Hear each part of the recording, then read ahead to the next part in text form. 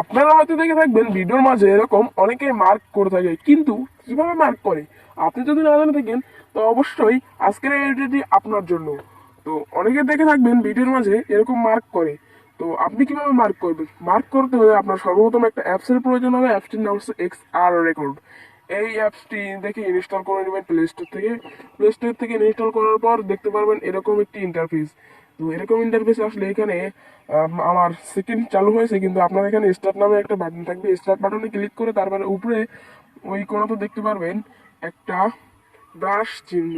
ওই যে উপরে দেখতে পাচ্ছেন এখানে একটা ব্রাশ চিহ্ন, এই ব্রাশ চিহ্নতে ক্লিক করলে আপনার স্ক্রিনে একটা ব্রাশ আইকন দেখতে পারবেন। সেই ব্রাশ আইকন দিয়ে আপনারা এখান থেকে অনেকেই মার্ক করতে পারবেন এবং অনেক কিছুই করতে পারবেন। এখানে দেখতে পাচ্ছেন অনেক শেপের মার্ক আছে, আবার এখানে কালারও আছে। তো আপনারা এরপরে কি ভিডিও চান তা আমাদের কমেন্ট করে জানাবেন, এবং ভিডিওটি ভালো লাগলে অবশ্যই লাইক এবং কমেন্ট করবেন এবং পেজটি ফলো করতে ভুলবেন না। ধন্যবাদ।